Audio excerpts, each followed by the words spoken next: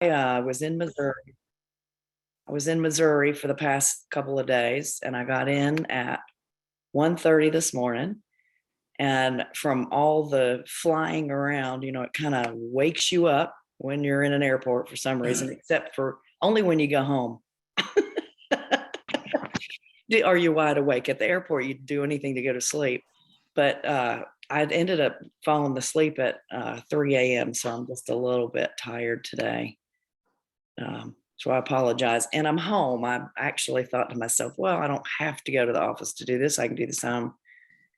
And then I'll feed my animals after we talk and then go to work because my cleaner quit and I have a check-in today. Welcome to the world of self-employment. Anybody can relate to that? Tom does a thumbs up. He goes under crawl spaces. That's why I prefer to lend money. Yeah, you prefer to lend money. You're a smart woman, Sue. Tom goes under crawl spaces too? Yes, he does. Oh, Tom does it all. Let me tell you. Absolutely. I live under crawl spaces, apparently. I knew some skunks that did, but they're homeless now. So good morning, folks. You are at King City. I'm so glad to have you here this morning. We had such an incredible short-term guest last week that he's agreed to come and speak with us today. So I can't wait to introduce Derrick to you. We're going to get started off with Tom Terrific. You remember that cartoon? Oh, yeah. Well, as always, guys, good morning. I had lunch yesterday with some of our retirees from Charlotte McNamara School System, and I discovered that one of the former principals had died, and that really kind of shocked me because he was a great elementary school principal. And so this morning I wanted to do a devo on what is called a caring school teacher, because one of the things for our kids in the last couple of years with the pandemic and kind of learning other places other than being in a school room settings. So I want to read this. It's one I've done many years before. There's a story many years ago of an elementary teacher. Her name was Mrs. Thompson. And as she stood in front of her fifth grade class on the very first day of school, she told the children a lie. Like most teachers, she looked at her students and said that she loved them all. But that was impossible, because there in the front row, slumped in his seat, was a little boy named Teddy Stoddard. Mrs. Thompson had watched Teddy the year before and noticed that he didn't play well with the other children, that his clothes were messy and that he constantly needed a bath, and Teddy could be unpleasant. It got to the point where Miss Thompson would actually take delight in marking his papers with a broad red pen, making bold X's, and then putting a big F at the top of his papers. At the school where Miss Thompson taught, she was required to review each child's past record and she puts Teddy off until last. However, when she reviewed his file, she was in for a surprise. Teddy's first grade teacher wrote, "Teddy is a bright child with a ready laugh. He does his work neatly and has good manners. He is a joy to be around." His second grade teacher wrote, "Teddy is an excellent student, well liked by his classmates, but he's troubled because his mother has a terminal illness and life at home must be a struggle." His third grade teacher wrote, "His mother's death has been hard on him. He tried to do his best, but his father doesn't show much interest, and his home life will soon affect him if some steps aren't taken." Teddy's fourth grade teacher wrote, "Teddy is withdrawn and doesn't show much interest in school. He doesn't have many friends and sometimes sleeps in class."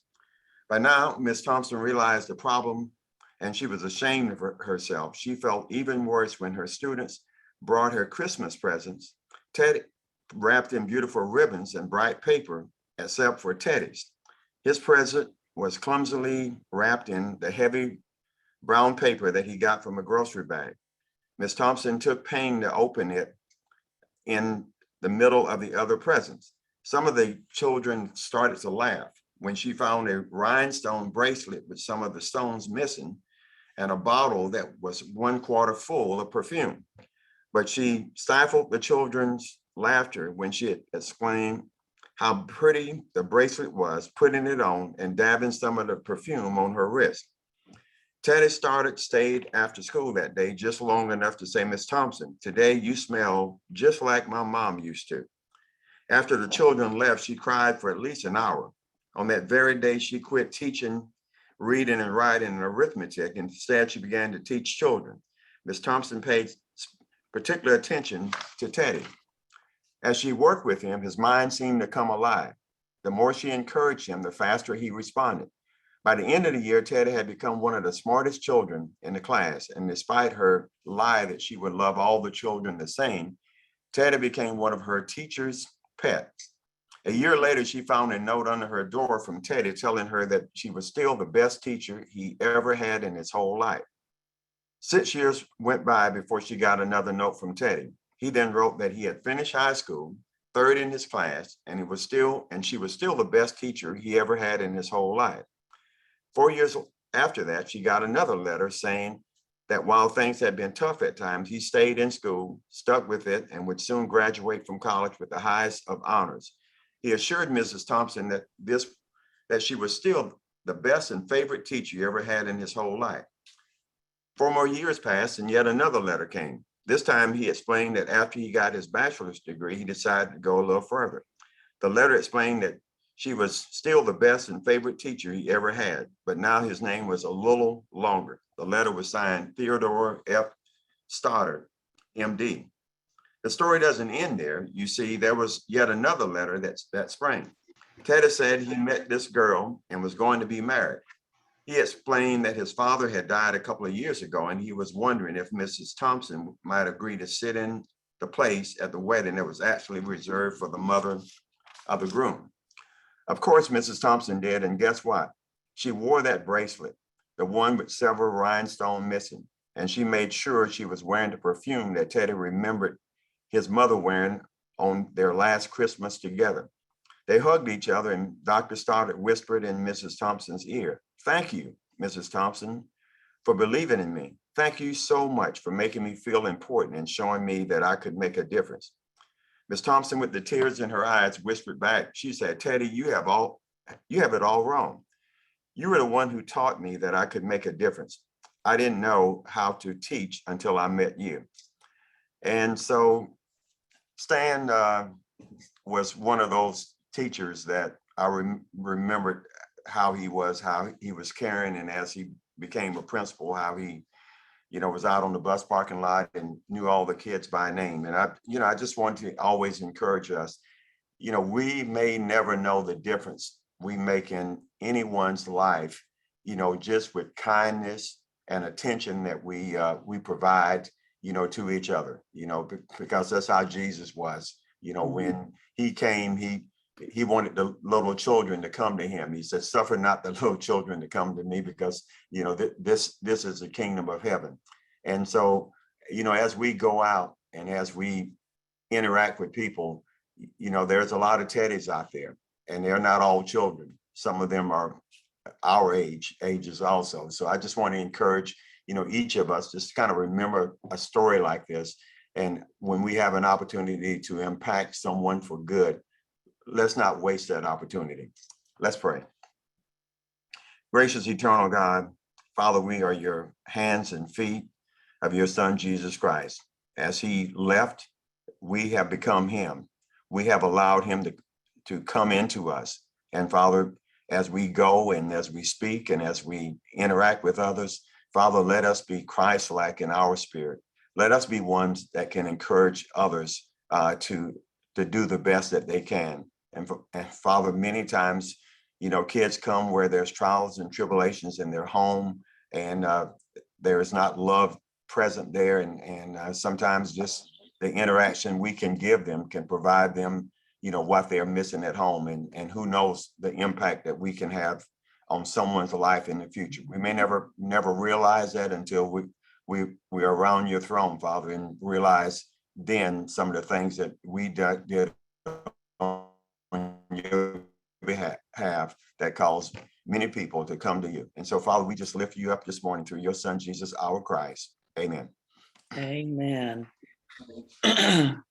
Thank you so much, Tom. You know, you said something that made me stop and think. Well, a lot of it did. But when you said, think about not only teaching a child, but anybody out there, how you can touch them. It's easy to give back to children because they're so sweet and innocent. But, you know, there are plenty of adults that are up there in your face that it's hard.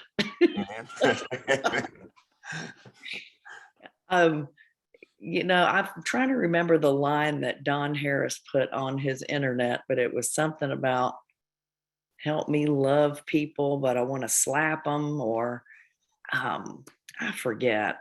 I wonder if Don is even on here. Anyway, it's easy to love people and it's easy to want to slap them Amen. too, but you gotta slap them with the touch of love. That was really excellent. As you were saying that too, it reminded me of my high school principal, Pop Warner. Oh, come on. I knew Pop. I'm trying Pop to think. Miller. Pop Miller. Yeah, I knew Pop. I worked with Pop. He was awesome. Yeah. He was truly awesome. What a great guy he was. He affected a lot of people. All right, so here we are. Ken, did you want to say something? I see you're unmuted. Ken Veroli. No, I was just logging in. Okay, gotcha. Okay, so we are, I'm looking for Brian. I know he's here. I think I saw him come on. There you are, Brian. Good morning. How you doing today?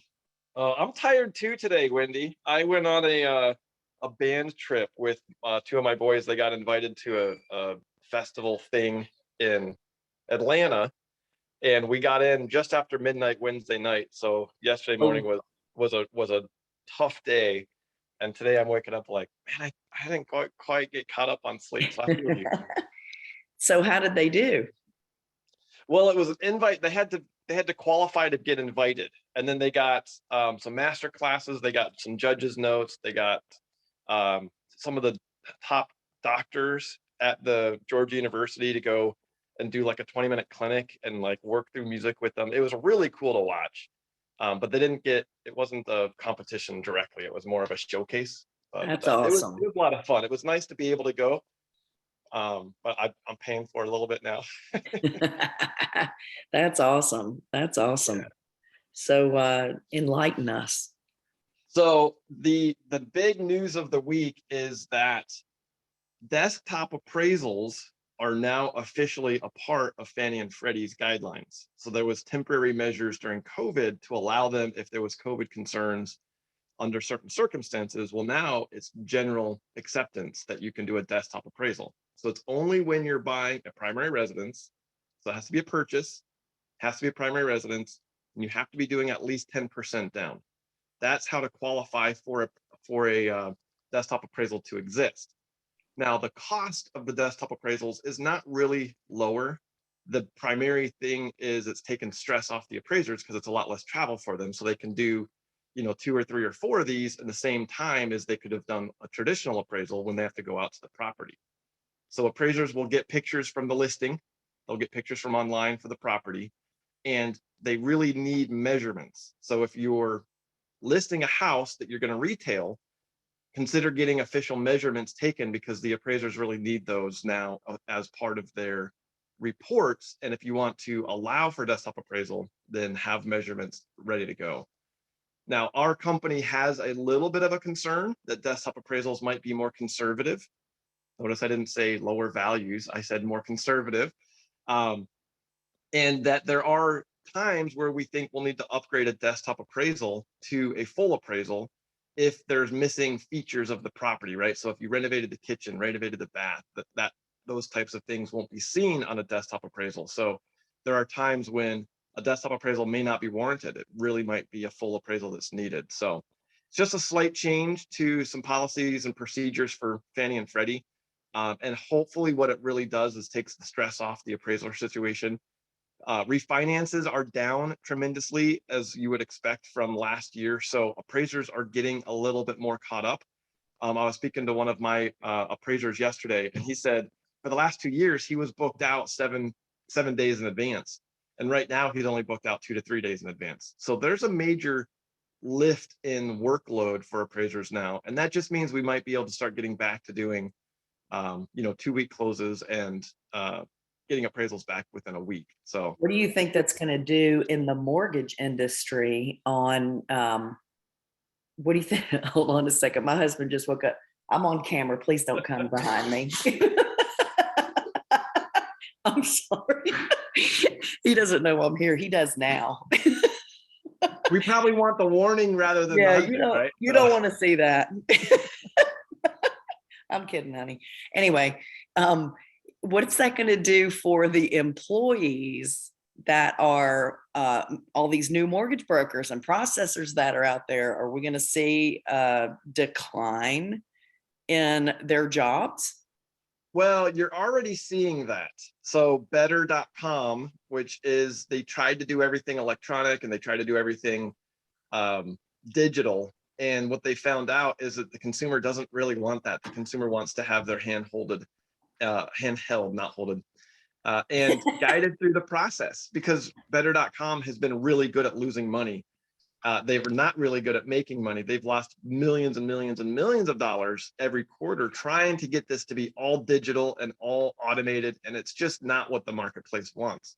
So they've laid off already 5,000 people a couple of weeks ago. We're probably going to see a lot of the big banks starting to lay people off. There was kind of a rush to the bottom, meaning it's easier and cheaper for banks to cut their profits than their personnel. And now that the refis are slowing, banks have to make a decision. Do we keep bleeding or do we stop the bleeding? Do we start letting people go? And you're going to start seeing a lot of people go because refinances are majorly down. And purchase business, it's a hot market, but there's not a lot of inventory. So the purchase business, we're not seeing record sales because we don't have record inventory to allow for record sales. So we're going to see more consolidation in the marketplace for lenders for sure. Well, I'm, part of me is saying, oh, I'm really sorry to hear that. But at Carolina Hard Money, we are looking for a loan officer. So that's good news. There's probably going to be some talent available in the coming months, when you have to keep your eyes on the market. I agree with that. It's been crazy. Okay, Rick, did you want to say something? Yeah. Hey, Brian, on the, you said you need official measurements. Who can do an official measurement? Can the owner do a nice sketch, or how does that happen?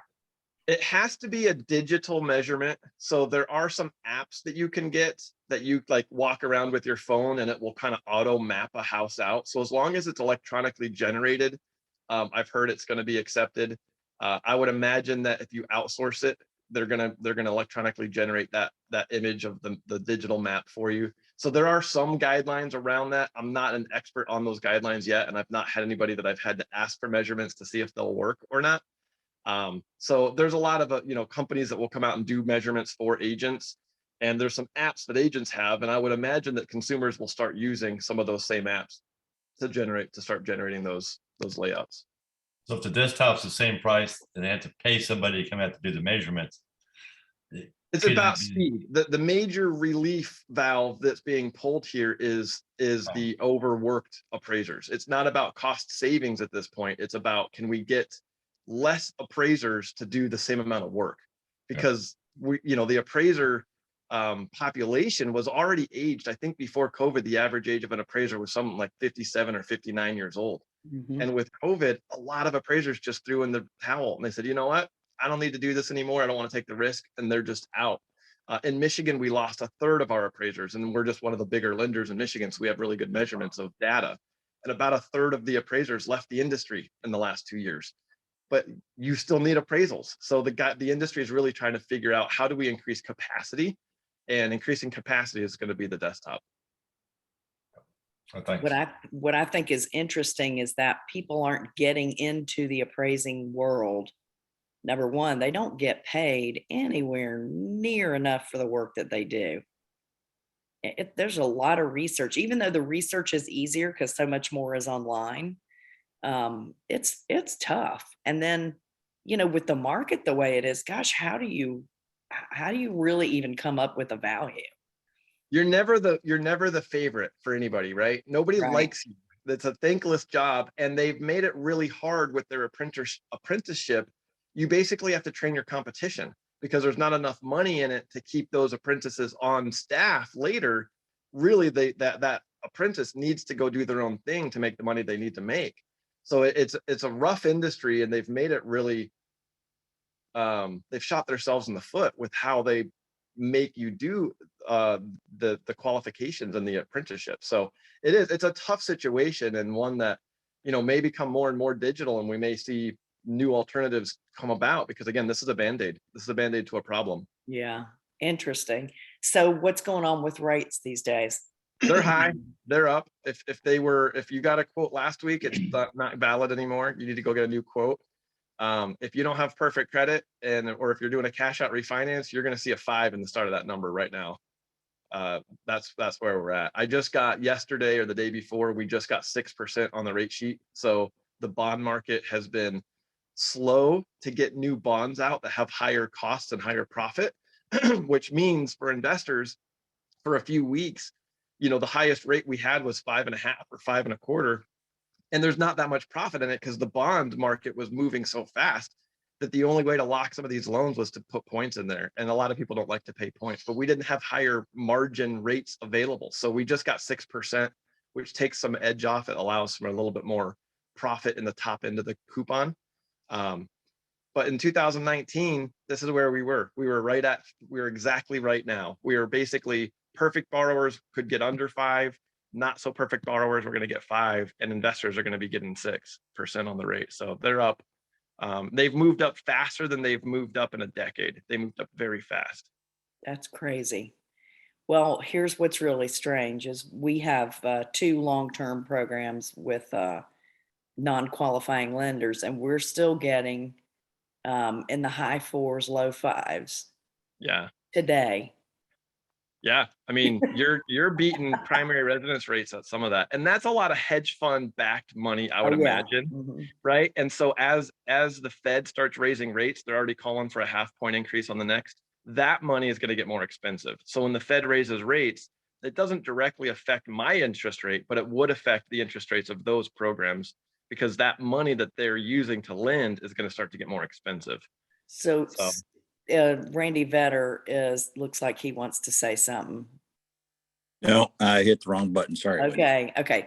So one other thing I think is important for us to hit on a little bit is this non-qualifying money that's out there, because there's a lot of it out there now. yes. For investors, but people are using that for owner occupied stuff too, right? Yeah, there are some programs, bank statement loans, 1 day out of bankruptcy or foreclosure. So there are times that a non-qualified mortgage is going to fit a consumer as well. If you can't verify your income in traditional methods with tax returns, bank statement loan. A lot of those programs are they're going to be a little bit higher interest rate. They're going to take a little bit longer to process, and they're evaluating risk in a different manner is basically what they're doing. They're evaluating risk with the different metrics. Those loans used to be called subprime before the mortgage meltdown. So those subprime products, there are some that still exist. There is a 40-year mortgage. There's interest-only mortgages. That's all non-QM stuff. And there's a huge variety of products on the market. Sometimes people will ask me like, oh, can I, do you have a loan for me? I said, you might have a loan that you like, but you might not like the rates. Because a lot of times those products, if you're a day out of bankruptcy, that rate's probably 7-8%. I mean, it's probably pretty high. But there are products out there that are non-traditional that can help people get into homes, and for the right circumstance, it's the right thing to do. Yeah. Sometimes just because it's there for you doesn't mean you should do it. Yeah, like a 40-year mortgage. That's how it all got started. Go ahead, Rick. Hey, so both Wendy and Brian, so when you're on the non-QM, are you anybody that is offering rate locks, or are they just having to take the chance, or are they just I'm seeing 2-week rate locks, but they're almost useless and expensive. And Brian, where are you seeing on rate locks? Yeah, and the non-QM stuff, I'll take that answer quickly, Wendy. The non-QM stuff, I can lock anything in, but the rates are always at a premium to what Fannie and Freddie offer. I don't have any of the products that are lower priced than what Fannie or Freddie are. So, but again, most of our products are designed not to compete with ourselves, because we make a lot less money when we broker a loan out rather than do the loan with Fannie or Freddie. There's more profit in it for Fannie money. So our pricing situation, our model is different than what Wendy's might be as well. Yeah, I'm seeing them at 30 and 45 days out, they'll lock them. And here's what's amazing to me about these non-qualifying lenders is, it's big money. It's, what I used to call stupid money, but there's a lot of it out there, and they're lending. We just did a cash out refi on an apartment complex, where the guy walked away with $8 million in a refinance at 4.5. I mean, it's how in the world do you do that? It's crazy money, and there's a lot of it out there, and I'm wondering how long it will last. How long is it going to be out there? I don't know. Kind of It's been cheap strange. for a long time, right? It's been cheap for a long time. Once it starts to get expensive, it changes people's dynamics, and it changes their willingness to part with their money. So it got cheap, but it might tighten up with all these changes. And the Fed said on their last rate increase, we're going to see 6 more this year. So all those products are going to feel that pinch, I would think, pretty hard in the next 8 months. Well, that's another thing that I thought was interesting when you said it's at, excuse me, that you're seeing a rate on there at 6 now with 6 more increases. I mean, you might see rates up in the 7-8% range. What do you think? Well, unless they start to unwind their balance sheet quickly, the Fed increasing the rates should lower mortgage rates. It's going to take the stress off of inflation. So the mortgage rates should go down with the Fed going up. Good. We'll Unless they see. are too aggressive with unwinding the balance sheet. That's the other lever they can pull, and that's the lever that would hurt mortgage rates a lot. Morning, guys. Could you please explain that relationship again? So the Fed so if you think of inflation, right, and you think of a bond, a mortgage, a 30-year investment. So let's say I put 100 grand on deposit into a bond, and I have a fixed rate of return for the next 30 years. Well, as inflation gets worse, it's basically making the cash that I earn from my investment worth less and less. So, I ordered a pizza for the kids the other day, and I used to be able to get $6.99 pizzas carry out special from Papa John's. They're now $8.49. So that's inflation. That means the dollar I got last year on my long-term investment is worth less than it is this year. So that's the definition of inflation. Is it's the cost of goods has gone up with speed, and so it's eroding the returns that I get on that investment. So when the Fed is raising rates, they're doing that to curb inflation. They're trying to get less money in the system. They're trying to slow down the economy. So if you're paying more when the Fed raises rates, that's going to make banks raise their rates on car loans, lines of credit, credit card rates are going to go up. So now when you're spending money, there's a higher cost to that money you're spending. You're going to spend a little bit less money. And if there's less dollars competing for that slice of pizza, now Papa John's can lower their price of pizza because, man, they couldn't keep up at $6.99. So they had to raise their prices at $8.49 to slow down their sales because there's limited supply still. So now the cost of money has gone up. The willingness to part with your money goes down. There's less money competing for the same goods. That's going to curb inflation. That's going to bring inflation down. So now my long-term investment, if inflation is going down, my long-term investment's getting better because I'm getting more money. That dollar that I get out of that return is going to buy more goods for me. So I don't have to offer as high of a rate on a bond if we're in a declining inflationary market. But if we're in an increasing inflationary market, I have to keep increasing the rate at the bond to make it attractive for you to want to put money into it, to invest into it. Does that kind of help? Okay, so it sounds like money is going to get a little bit more expensive, Right. which means that the banks are going to be a little bit more willing to reduce the interest rates because they're going to be making more money. Is that right? Well, the banks are gonna make money more expensive because their cost of money has gone up. So they're going to raise rates on consumer products, car loans, credit cards, lines of credit. Mortgage rates are not determined by the banks, they're determined by investors. Because I do a mortgage and I sell that mortgage to Wendy. Wendy wants to buy the mortgage because she's got a whole bunch of money she can't place. So Wendy's going to buy that mortgage from me and get an expected rate of return. But right now, Wendy's not looking at buying this mortgage because she's looking at inflation so high that her rate of return is going to be eroded by the inflation. So the investor side works opposite of the consumer side, right? So the Fed raising rates is going to make the cost of money go up. It's going to make banks raise their rates, and it slows down the economy. It puts less money into the system. Got it. Okay, that makes sense. I might follow up with you privately and make sure like I understood all of that. Thank you. Awesome. Thanks for asking the question. Randy, did you hit the wrong button or are you for real this time? I'm not touching any buttons. So I'm not sure how that works. Did you have a question or not? I did not, but I will say that Brian gives the most basic answers to complex questions, and it helps all of us to really understand what the heck's going on. Absolutely. And thank you so much, Brian. We're very grateful for that. You're clear as mud. No, I'm just kidding. It's really good stuff. Really good stuff. I'm grateful. Thank you for doing this every Friday. So y'all, you only get it here. So thank you for that. All right, folks. Derrick, I cut into your time again, and I'm really sorry for that.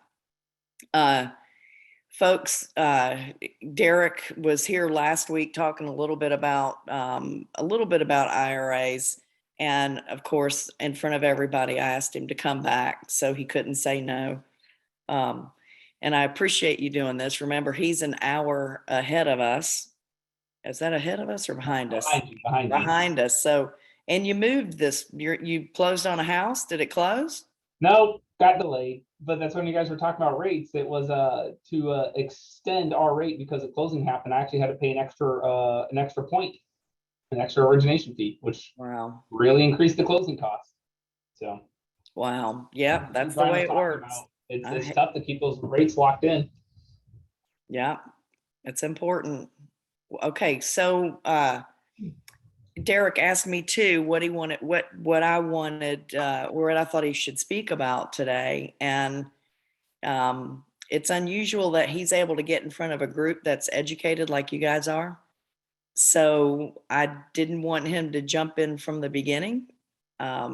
He's going to get deep on us today. So get deep, Derrick.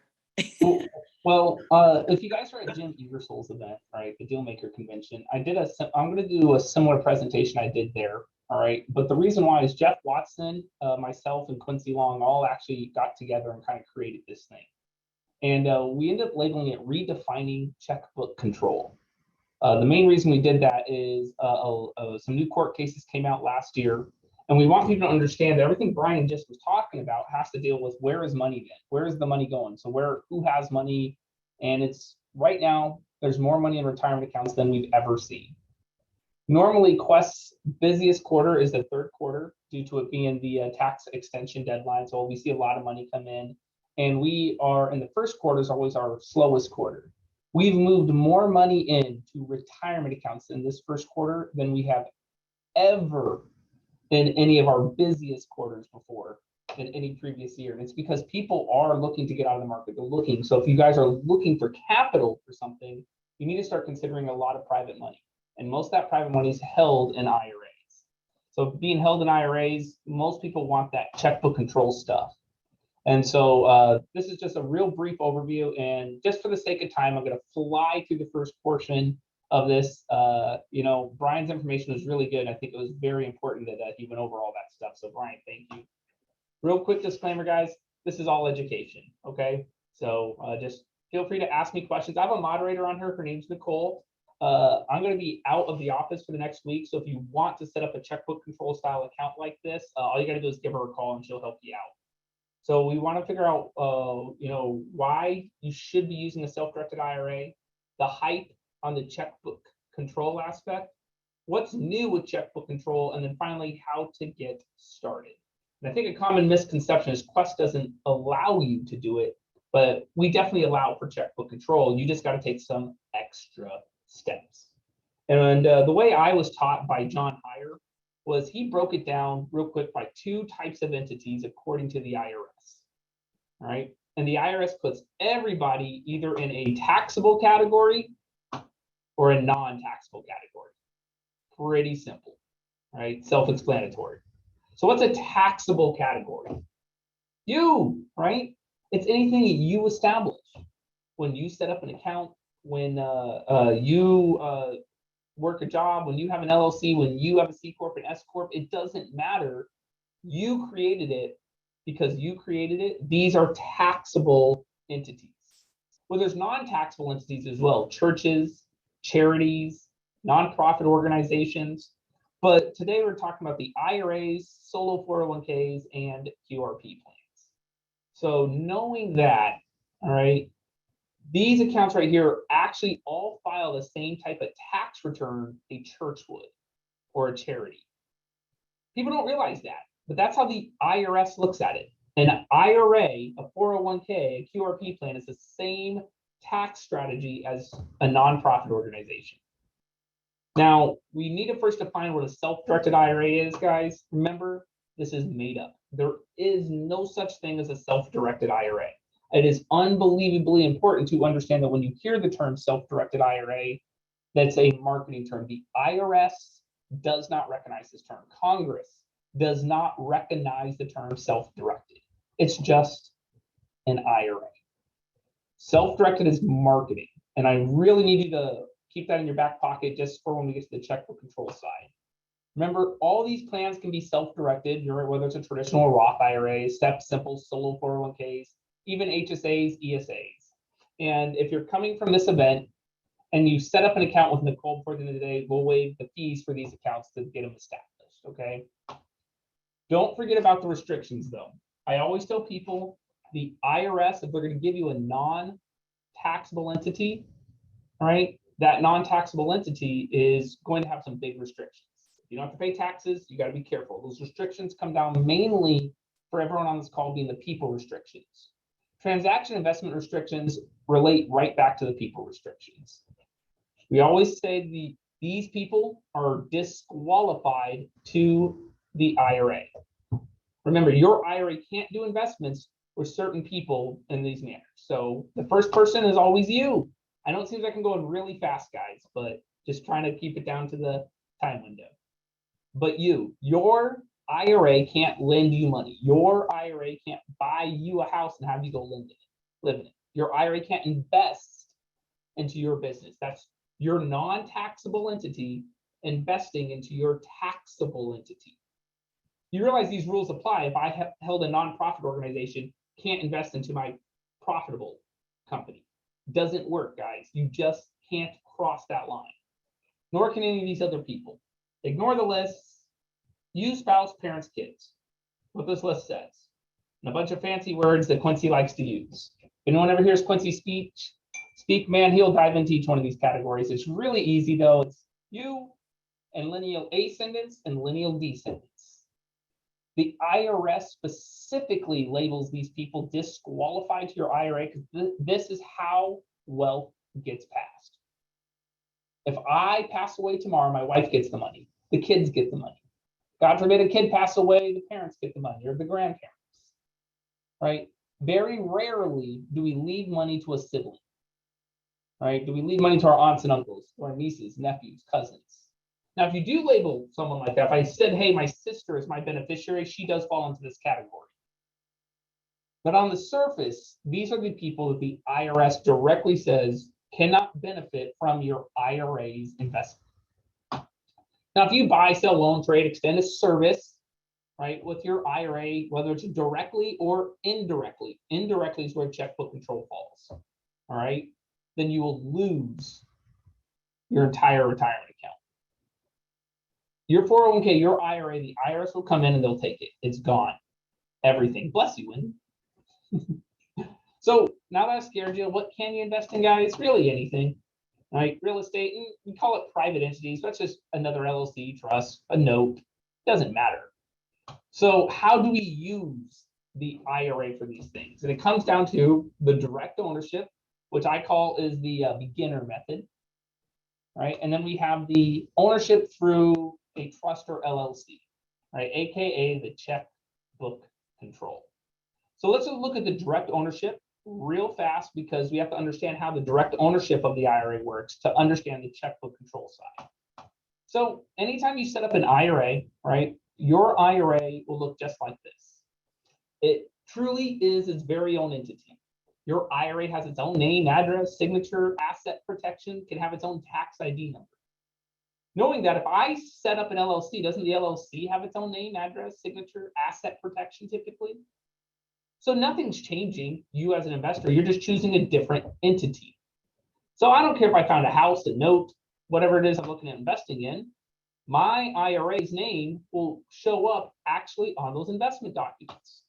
This means the IRA sends money in exchange, right, for the title of the asset. So all profit goes back to the IRA. I think it's important to understand because this is why it's tax exempt. This is why it's a non-taxable entity. Notice the profit didn't go back to you. It went back to the IRA. This is how the best structure works when you're a beginner. But let's look at what's happening behind the scenes. In this example, I say Quest, we stay involved, right? Or whoever your custodian is. Some of you guys don't have an account with Quest, that's okay. Set one up with me, I'll waive your fee. Right? This is a very clean way to do a transaction. Why is it clean? It's because the IRS isn't looking at you, they're looking at Quest. Quest gets audited 5 times a year. 5 times. 4 times by the Texas Banking Division and once by the IRS. Can you imagine if you were audited 5 times a year? This is why it's a great way to go through this, right? Because no longer are you risking the IRS looking at you, they're looking at us, right? I get to charge you a fee. Don't forget about the Quest fees. For those of you guys that are my clients, you know I charge you $125 every time you buy a brand new deal, okay? So this is why I like this type of method if you're a beginner. Notice, no checkbook control. Quest is your checkbook. We write the checks in this example. Quick example I gave is if I wanted to have 3 IRAs, maybe my Roth, my HSA, my spouse's traditional, and we found a note, we always can partner them together. This would end up being your percentage of ownership of whatever the investment is. All profit would be split according to the percentages, right? Pretty basic. I bring this exact example of an investment up real quickly because this is how we typically see checkbook control coming up here in just a minute. Now, before we go through the motions of what it looks like to set up the LLC, we got to figure out what are the pros and cons to using just the IRA, not using any type of checkbook method. Biggest pros, I like to see that you can use multiple IRAs. The IRS likes it, and it's for a beginner. Why is it for a beginner? Guys, it's for a beginner because someone's there to hold your hand. Quest will hold your hand through your entire investment process. What are the cons, though? If I'm going to hold your hand, I'm going to charge you a fee, right? That's how it works. You got to do my paperwork. And lastly, Quest sees everything you're doing. If Quest is seeing everything you're doing, right? Some people don't like that. Some people go, man, well, I want to hide my name. I want to remove my name from the county records. That's why I set up all those extra entities. Well, that's okay. Everything I just went through, guys, I went through 100 miles an hour. We teach a basics class on this aspect right here. So understand that that was a high level overview of everything. But let's talk about checkbook control. We need to first define it, all right? When the retirement account has a bank account not tied to Quest is the best way to look at it. The IRS and Congress does not recognize the term checkbook control. Just like self-directed IRAs, checkbook control is just a marketing term. Because of this, there's a lot of bad articles out there. So you guys need to understand that when we talk about these things, these aren't legal terms. These aren't legal definitions. These are things that I could make it up. So we need to really follow how the IRS guidelines look and why people consider it to be checkbook control. And it's considered that because the IRA has a checkbook not tied to the custodian. So how do you do that? First off, I took 3 IRAs. The reason I took 3 IRAs in this example, right, that I'm going to go through is because I think this is the most common method I see. Usually I have an IRA, my spouse has an IRA, maybe my kids have some IRAs. Option 1, I get to charge all of those accounts of fees every time they do a deal. All profit is split between those accounts. But Derrick, man, I know what I'm doing. You guys have been doing this for me a long time. I've seen your paperwork. I'm a savvy investor. How can I get around those fees? Well, instead of using those IRAs and buying a property, using those IRAs and lending money on a note, why don't you instead use those IRAs and set up an LLC? Or use those IRAs and set up a trust. Notice at the very beginning of this presentation, I said if you set up an LLC, that LLC becomes a taxable entity. All right. However, notice you're not setting up the entity, the IRAs are. This means the IRAs are actually the owner. Now, many times in our industry, we mix up these two terms. We call someone a managing member, right? But did you know these are 2 different roles? You have a member and a manager. The reason that we mix these 2 terms up when we call them the same individual comes down to really that the managing and the member is typically yourself. The member being the owner, I'm the owner of the entity. The manager being the person with the checkbook. Well, I'm also the manager. But in this case, these IRAs, as you see here on the screen, will be labeled as the member. These IRAs own whatever this entity is. Now this entity has been created. You can go down to the bank and set up a bank account. But remember, the IRAs aren't real people. So we need someone in place, an actual manager to hold the checkbook. Someone to sign on the bottom line for you. This is the hardest thing because it can't be you. Can't be your spouse, parents, or kids. It has to be that non-disqualified person. Now, once you have this structure set up, you realize this LLC or this trust, whatever it is that you choose, is what Quest says is your investment. Is this your real investment? No. But I charged you 1 fee to do this deal. Now this entity can go out and do as many investments as it wants. Notes, deals, wholesales, it doesn't matter. You know, buying a property, I don't have to charge you any more fees. You never have to talk to me again outside of a fair market value once a year. So people like this method because it's easy to avoid the fees. All right. It's easy for quick funding. If you're doing investments at like an auction or a tax lien or deeds, this starts to make a lot of sense. Airbnbs, when you have to buy furniture, right? Pay maids. I like this method for those things. It makes a lot of sense. It really, really does. So what are some of the pros? Boy, is it hidden. Notice, Quest, we never see any of your investments. That means we're never reporting those investments to the IRS. Once again, it's really cheap on fees and easy for check writing ability. What are the cons, though? That non-disqualified person. I always tell people you want to trust them. Make sure it's another good business partner that you've worked with, a close sibling. Because it can't be you, right? It really can't. You need to set up the entity.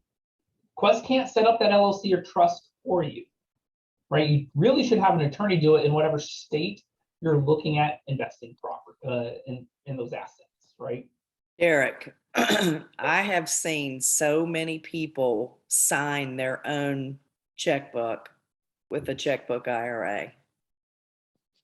We're going to talk about that here in just a second. I'm going to show Okay. you why. So I always say it's not the IRS's favorite method. And why do you think that is? Remember, they get to audit Quest 5 times a year. They're not auditing you 5 times a year. So when I turn in my paperwork and I show that, hey, no, we don't see any of that stuff, all it does is raise an additional red flag. Okay. Lastly, it's a very dangerous responsibility. Now, always, and I love that when he just brought it up too, well, why can't I be my own manager? It's the first question I always get, because my current custodian or the other custodian lets me do it. This is probably going to be a prohibited transaction, and you're going to see it pop up very quickly. All right. And what it used to come down to was, have you ever heard Quincy, John Heyer, and Jeff Watson, that all argue, we'd love to put them on stage, give them some wine, and well, let them go to town, right? The best thing if you ever have a chance to see it, all right? But they would talk about this right here. This is IRS publication 4975, all right? This is what all checkbook control revolves around. I cited it right down there at the bottom. And Nicole, could you actually put that link for everyone right down there in the bottom so they can click it and see exactly? Thank you. Now, if we notice, this is all about, hey, what is prohibited? And it came down to a service. The IRS, that was a debate. When you wrote a check, when you signed your name on a check, was that considered a service? Quincy would always say yes. If you ever met Quincy, the most conservative dude in the world, I promise you. But John Heyer would always be like, you know, I think I could argue that you writing a check is not really a service. It's you being a good fiduciary. All right. And this was an argument for a long time between Quincy and John Heyer. Jeff Watson was always right in the middle. That's why it was great to have him there. Because Quincy was way over here, John Heyer was way over here, and Jeff Watson fell right in the middle. And it came down to, I don't know if writing a check, signing a check is actually labeled as a service. And you can see how that's a decent argument. But 2021 or 2022 comes around after a court case labeled McNulty versus Commissioner, and we got an updated version of the publication. Read section E. The act by a disqualified person. Remember, you're disqualified to your IRA. Who is also labeled as the fiduciary. You're a fiduciary. So is your custodian. So is your spouse. Anyone who inherits your funds is labeled a fiduciary. Deals with the income or assets of the plan. Now it says plan because this holds true for IRA, 401k, etc. In your own interest or for the account, meaning the IRA in this case, because this is what we've been focused on is the IRA. But this holds true for a lot of other things. Look at that. Now, how many of us out there have some form of checkbook control account, right? And your custodian hasn't even warned you about this stuff. You know why? Because they're not the ones at risk. Right? So we got to think of what are the risks really involved. Because first off, your personal education. How often do you really keep up with the tax code? Unless you're a nerd like me and actually work in this industry, you don't sit here and read court cases. It's the most boring thing in the world. Quest pays me and Nicole a ridiculous amount of money to do it and to study it. All right. What about the R&D aspect? Most people, just from an education standpoint, you don't realize already this year that your inherited accounts, your R&Ds change. Oh, I didn't think I had to take any. Nope, now you got to. So understanding keeping up with education from a checkbook control standpoint is very difficult. And it's something that you should do consistently. All right. Okay, what does RMD mean? Did I miss it? Required minimum distribution. A lot of you guys, I know some people had worked with Walter in the past or something like that, and you brought on one of those inherited IRAs or inherited Roth IRAs. And there was a time frame where, hey, well, now it can only last for 10 years, but you don't have RMDs. Well, now you do. As of 2022, they updated the rules again. You now have RMDs. But the only reason I throw that in there is just like checkbook control, people don't keep up with the education. You know, someone told you something about it back in 2018, 2019, 2017, maybe older. Man, tax code changes a lot. especially when it's related to real estate. Lastly, notice what's at risk is you could lose your entire retirement account by you just wanting to hold your own checkbook and not wanting to assign a new manager. This is money that most of you guys have saved up for decades. That's tough. Money that you've been shoveling away forever. Right? Lastly, and I think this is one that was really unique when I got to learn this a couple of years ago. Did you know if you do a prohibited transaction, it doesn't just affect you, it affects your family. If I lent money to my kids to start a business from my checkbook control account, if I bought a home and rented it out to my kids so that way they didn't have to pay rent or something like that, or even if they were paying rent, not only do I lose my entire retirement account, but did you know the balance of your IRA is then given to your kids strictly as income? Now, do they really receive the income? No. But let's call it $100,000. They now owe taxes on $100,000. So not only did you give yourself a humongous taxable asset, right, that you now have to pay a whole bunch of taxes on, you lose it all.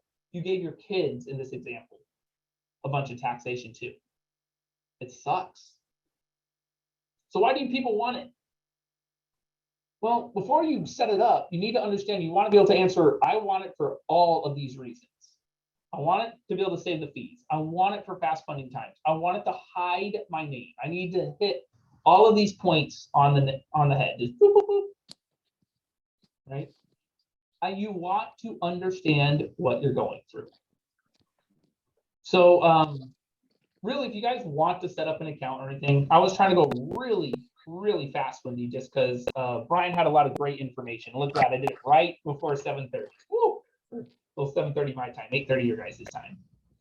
But just kind of want to let you guys know that you can set up an account. All right. I know this was such a high overview, and I was going really fast. I've never had to do that class in 20-30 minutes, so I was trying to keep it short. But right now we're at the end of the quarter, and we're working an event called Think Realty out here in Houston. Great event if you ever have a chance to go to it. It's run by a guy named Eddie Wilson.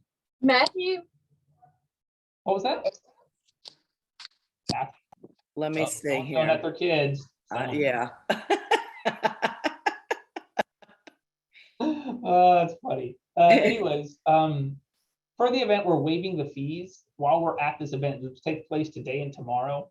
So if you set up an IRA today or tomorrow, Nicole's just going to take the coupon code from Think Realty and say, hey, your account's free. So it saves you $100, guys. You know, I hope this was helpful. I was trying to haul some booty on that one. So that was okay. I thought I was muted again. No, that was awesome. That was awesome. And I'm sure there are questions out there. Mm-hmm. So anybody that has any questions, just unmute yourself and you can talk. There you go, Joshua. Go ahead. Hey, so did I hear you right that you can no longer individually sign checks on self-directed 401ks as the so on a solo 401k, as of right now, you still can, but the IRS is looking into that right now that you may need to assign a new trustee. Okay. On the IRA side, you cannot, but the 401k side, it's being, when I say it's looked at, I'm not exaggerating when I'm saying it is on the House floor as of right now. Good to know. Scary Awesome. thoughts, guys. Awesome. Good question, John. Yeah, Rick, I think Rick has a question. Rick actually Hey, every good game morning. somehow in the last like week. It's kind of funny. So I looked at your chart real quick. So if you are a partner and you're less than 10%, you can lend to that corporation. So there's you have to look at the whole chart because it touches on several different things. So let's say that, Rick, you and I start a business, all right? And I only own 9% of the business, you own the other 89%. And my IRA decides to do a loan to that business. Off the surface, it says, hey, you know what? Sure, you only own 9%. But if you keep reading that chart, it does ask, do I make any decisions for that company? Will Rick ever ask for me to do something in addition? All right. Do I call myself a CEO, a vice president, a board member? All right. Then no, you cannot. If you make any type of management style decisions for a company that your IRA is investing into, then nope, you cannot do it. So there's a lot of, you're playing a real fine line with it. So you have to be pretty passive then, Annette. You have to be very passive. Good question, Rick. Yeah, well, it sure was. I have a question as well. Okay, I'm not muted either. So I love the way you're talking about combining, the IRAs together to be able to invest them. I have been combining cash with my IRA. Now, I make sure that when someone writes me a check to pay me, that it's a separate check for the IRA and a separate check for me personally too. So I never touch that money. Can you talk a little bit about how legal that is? Yeah. So it's really funny is I've done this myself, and so is Quincy Long. Now, since just working in this industry, I no longer do that. All right. However, it doesn't mean it's anything that's prohibited. It doesn't mean that you're doing anything disqualified. And the reason why is you got to think that you're on the same side of the fence. In Wendy's case, she's not using her IRA and lending her money, right? She's using her IRA and herself, and they're lending someone else money. Because of that, there's nothing wrong with that. You're staying on the same side of the fence. However, Wendy made a great point that she says, hey, look, I have the borrower write me 2 different checks, right? One check goes here, one check goes here. If the IRS ever considered that Wendy was commingling funds for some reason, right? Now it's a prohibited transaction. So notice how easy it could be to make that type of mistake, all right? So a lot of times, like when I was doing, I actually just had someone else, I had the borrower would write a check to a third party for me. Someone I knew that was going to write the check the proper way then and split it up, right? And that third party for me was always my sister. So Awesome. That's a good point. Awesome. I thought I saw Ken Veroli. Did you want to say something? I saw you unmuted. Yeah, I had a question on the inherited small dollar IRA. Mhm. If it's before the 10-year law, you still have to take a minimum required distribution? Absolutely. Absolutely you do. So any type of inherited account now, whether it's a Roth or a traditional, all have RMDs. All of them. I don't care what year you inherited it. Good question. Anybody else? I don't know if you folks are able to see your chat, but you need to save your chat because Nicole's dropping some bombs over here of things that you really need to paste and save and go back to see. Some really good stuff. Do's and don'ts of partnering. There's another one she posted that is YouTube with Jeff Watson and Quincy and John Heyer, which is, 3 of the smartest guys I know in the world. So that's good stuff. Anybody else have any questions at all? Glenn? Go ahead, Glenn. Yeah, Derrick, for people who have checkbook IRAs, who've been doing private lending out of the checkbook IRAs, is it the IRS's assumption that you're going to close the IRA, or you're going to change, the trustee? There you go. So if you already have some sort of checkbook control style account, I want you to come over to me, set up a new account, and go all through the stuff, but you don't need to. All you need to do is update your current either operating agreement or trust agreement. Make a minor amendment and assign someone else as the manager or trustee. That is all you need to do. All right. So by doing so, I like to call it like Walmart. If we think of the CEO of Walmart, right? This guy, he's up the very top, right? And the CEO, owner, the big cheese, they really make all the decisions. Then they tell their managers of each actual Walmart to go out and do something. That's your job. You are the big cheese. You're the CEO. You're telling your manager what to do. All right. And that's really supposed to be your role at a higher level. Does that make sense, Glenn? So all you gotta do is update or make a minor amendment to your current LLC or trust document. Right, the amendment is the easy part. The question of having somebody who you trust to write all the checks and to, you know, to be on call. So, you know, from I get what you're saying. Now, Jeff Watson will kick me right in the face for saying this, all right? But right now I have a checkbook control style account where my IRA and my wife's IRA and a few other people have set up a trust. My sister, at the time, she was 19 years old. She was still in high school when we established this asset, okay, this way, right? So still in high school at 19 years old, we went down and had a checkbook officially kind of set up. Now we call it a checkbook nowadays. It's really a debit card, guys, right?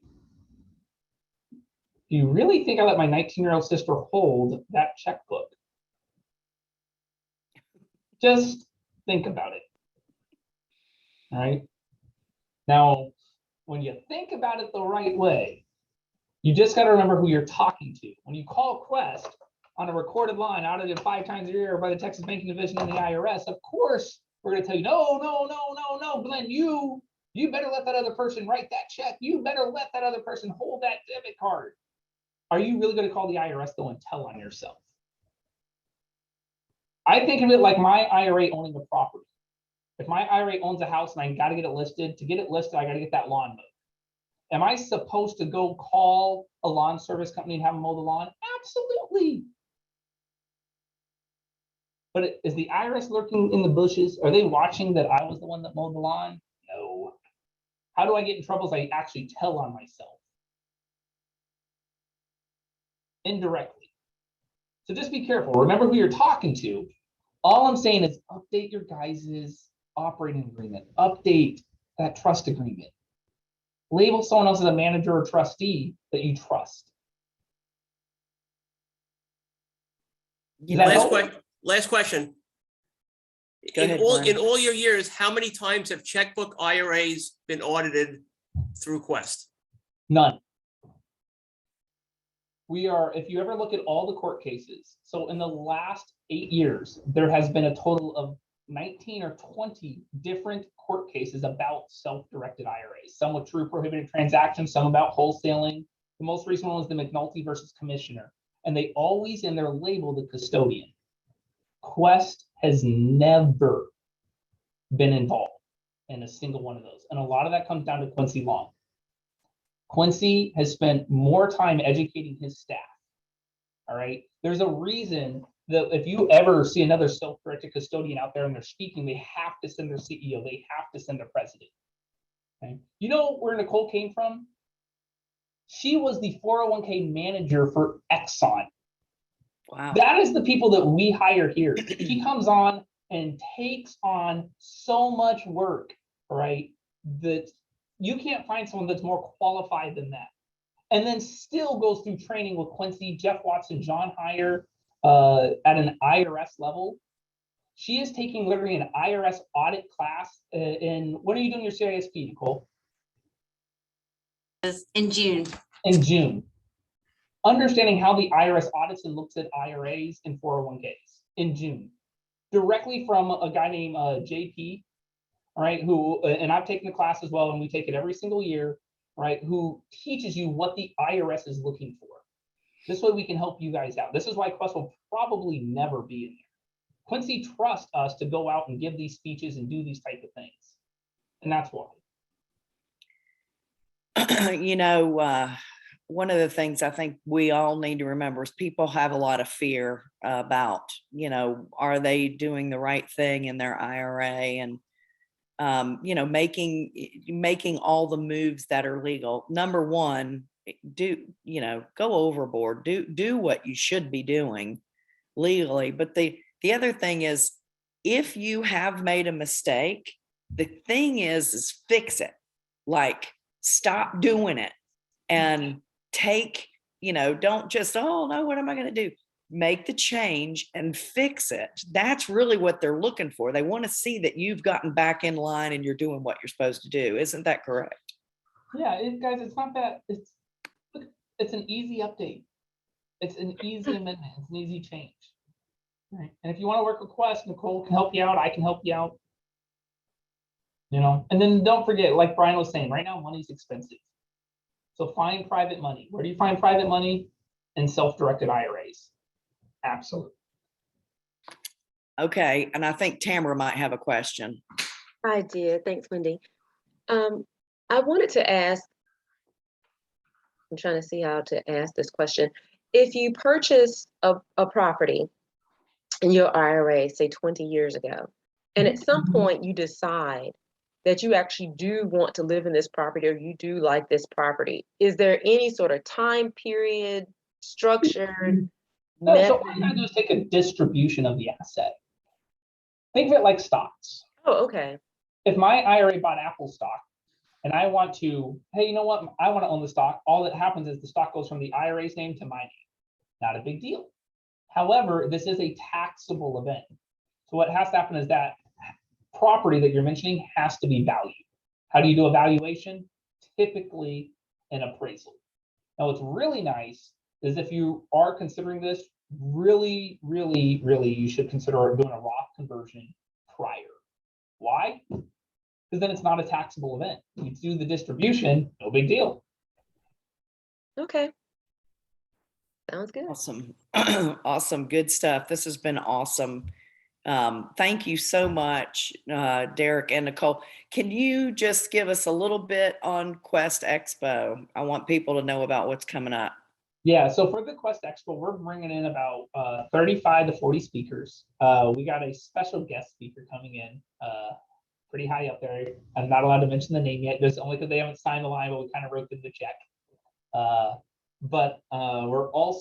We try to bring in about 45 to 50 vendors as well. And really, it's strictly for education and networking. Everyone comes in together, and it's a great place to find your next investment, find your next business partner, find that next level of education that you need. This is going to be one of the biggest events of the year. It really is. And we're hoping to have a little over 1,000 people there. Nathan thinks we'll get 1,500, so we rent a room that can hold 1,500, but we know we'll at least break 1,000. Lastly, on it is, this is possibly going to be Quincy Long's last Quest Expo. So we're doing something extra special for him, like super extra special. And it'll probably make you guys cry. Just say it. It's going to be one of those big emotional things, and we know it's going to make him tear up. So we'd love to just see you guys there. If you do know Quincy, or he has helped you guys out, which he's probably helped more people than you even realize. If you ever think that Jeff Watson's an amazing speaker, you like what he teaches, or John Heyer, you realize they learn what they learned from Quincy Long. Have you ever had a chance to sit down with John Heyer? John Heyer, when he was finished law school, didn't know which direction to go and chose real estate, met Quincy at a bar, and Quincy talked to him about IRAs and convinced him, because he was the only person that could debate Quincy at a smart level, real estate wise, but not IRA wise. Say, choose the IRAs and it will change your life. And then John Heyer literally then from there took classes with Quincy before ever really doing what he does now. Can you believe that? That's an amazing story. Like, Quincy's taught and educated more people than you will ever realize, including other IRA custodians. Yeah, he's the bomb. In fact, there's a friend of mine, Sean McKay, that I believe is still on. He's with American IRA. Let me see if Sean, are you still on here? Well, I think he got off. I really wanted to introduce you to him. He's, I think his stepdad and Quincy actually may have worked together. Does that make sense? It could. So from American IRA, I believe it was run by a guy named it was started by a guy named Matt Swarmson. No, what's his stepdad's name? I can't believe I can't remember. Can anybody else remember? It's just leaving my head. I'm sorry. He was on here. I was going to introduce you to him because You guys have a lot in common, and you're both great at what you do. But anyway, Jim, oh, what is his last name? Come on, Tom, help me. You don't remember? It's going to drive me crazy. Anyway, Derrick, this has been awesome. Nicole, thank you for what you've been putting in as well. This is just, you can't, if you know about IRA money, you should never want for borrowing money. And you should always be able to lend money to other people if you understand how IRAs work, a self-directed account. It's absolutely the best way to build wealth. And going to these events, I love going to your website too, because you have all these events that you do. I think you're doing them twice a month, like these happy hours online. Tell us a little bit about that. Oh, well, of course, we just have a lot of events that come through, whether it's online or in person. We do our best to make sure we can provide education out there in any topic, right? It doesn't matter what the topic is, right? As a matter of fact, we're going to be doing an event on cryptocurrency. I'm not a cryptocurrency guy. So we literally are hiring someone to come in and teach you guys about how to do cryptocurrency. Like, it doesn't matter what it is, but why is networking. We want you guys to be able to network, meet other people, and learn new topics. We do this with rap notes, right? Rap notes are really confusing at first until you kind of bring in a guy named Fu Quan who breaks it down real easily. Yeah, he's a great guy. Yeah, right? And so what topics do you guys have? All you have to do is let us know what topic maybe you want to hear about. We'll bring in a speaker about it, from storage units and multifamily to oil and gas to mineral rights, which I didn't know there was a difference, but there is. Rental properties and fix and flips, right? So we do our best to just educate, and we have so many events. If you just go to our website, and I see Nicole just put it down there. There's a ton. And you record them too, so you can go back and watch it all, right? Yep. All of our events are completely recorded. And if you ever want access to the PowerPoints, we can always get, like the one I just did today, we can give you guys the PowerPoints. That's awesome. We're very open about our education. So just want to let you guys know that there's a guy on here by the name of Dominic. It's 19 years old. And he just posted to me privately that he's looking for a mentor. Look, he just turned his camera back on. Wait a minute, they're talking about me. There you go, Dominic. So my big comment to you, Dominic, first of all, awesome. Love to see you. First of all, this young and this up this early in the morning. Good for you. Just to educate yourself. That's pretty awesome. But what I really want you to do is make sure that you go to questira.com. Quest, is it Quest or Quest Trust? Actually, we'll hold both those, but yeah, you can do Quest IRA or questtrust.com and you'll see it pop up there. And then you can learn, just getting on that resource page about that with their recorded stuff, you don't need a mentor. It's all right there online. And guess how much it's going to cost you? Zero. So welcome. We're glad to have you. Guys, thank you so much for spending another great Friday listening to incredible information. Brian, thank you for sharing with us. Derrick and Nicole, thank you so much for joining us, getting up an hour earlier than most other people. There's a lot of people on here that are on your time zone too. But thank you so much for this information. We're very, very grateful. And Tom, will you close us in prayer? Let's pray. Thank you, Father, for this day. Thank you for all this information that is free flowing. Help us to be entrepreneurs. Help us, Father, to be good citizens, good stewards, and be great givers, Father, because you have blessed us to bless others. And as we go through, finish this week up and look to the next, let us, Father, always be your hands and feet. In Jesus' name, amen. Amen. Thank you all so much. And we'll see you next week. Don't forget to sign up for Quest Expo and open up an account. Bye, y'all.